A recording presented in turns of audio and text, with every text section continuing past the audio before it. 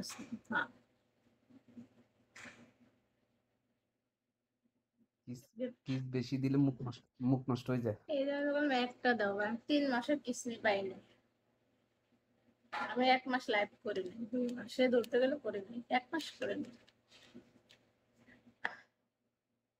হুম, তোর এখন কত করে ডায়মন্ড কত করে দিস? 130, 50।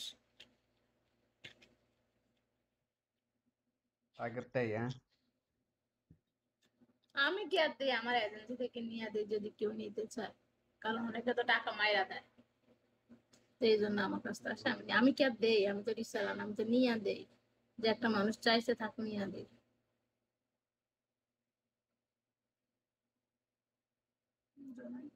আমার একটা কিস্তি মারায়। তো এখন এখানে তো কি 10-20 টাকা আসে ডায়মন্ড দিলে? ধর তুমি যদি আমার, তুমি নিলে তো আমার 2500 টাকাই দিবে, তুমি তার 2300 টাকা দিবে না, তাই না? আর খাচ্ছর আমি ওটা বলিনি, তোরা যেটা দিয়েছি এটা কর। না, তাইলে আসে না।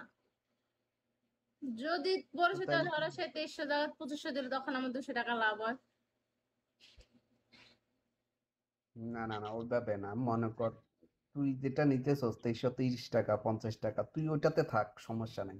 না, কিন্তু তুই ওটা তো যদি আমার কমে পাস। 50 দিলে আমার কাছ থেকে 20 টাকা কম নেয়, বা উনি 30 টাকা রাখে আমার জন্য, আর তিরিশ আমি টাকা আমি সেটা সেটা বলিনি তোরে। তোর যদি আরো কমে দেয়া হয়, তুই যেটাতে আসো ওইটাতে থাক। তো তোকে তো তুই মনে কর, যদি এক এক কে ডায়মন্ডের প্রতি তোর যদি 50 টাকা আসে, তাহলে তোর সমস্যা কি? আসে না তো, তাহলে আমি কই দেবো সেটাই তো আমি 2400 টাকা। বলছি, তাহলে আমি তোরে নাম্বার দিই, ওখান থেকে নে তো। প্রতি কে তুই যেটাতে আসো তুই ওটাতে থাক, কিন্তু তুই তুই প্রতি কেতে 50 টাকা পাবি। আমি তো নেই না। যাই, তোর কাছে পরিচিত লোক আসে না, যারা আসে তাদেরকে নিয়ে দিবি, শেষ। ওই প্যারা নেই না, দৌড় আরেকজনের কাছে আমি নেই। কারণ আমার এজেন্সির সাথে দরজ নিলে সেটা আলাদা বিষয়, যে আমার বিশ্বাস আছে অন্যজনের টাকা মারিয়ে দিতে পারে, তখন আমি কি ওইটা করবো? ওইটা তোর বিশ্বাস আমি দিচ্ছি না, কি আশ্চর্য।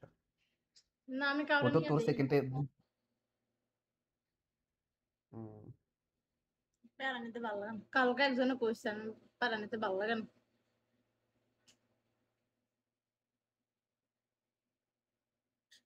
বুঝছো? কিসের তারা টাকা দিব দিয়ে দিবি, শেষ। আর 2 টাকা দিয়ে বিকাশ নাম্বার দাও, আরেকজনকে দাও আইডি নাম্বার দাও, প্রচুর ভেজাল। নিজের টোনে হুম। ঠিক আছে। তো তুই তাহলে নিজে বিজনেস, ওটা বিজনেস কর, সমস্যা কি?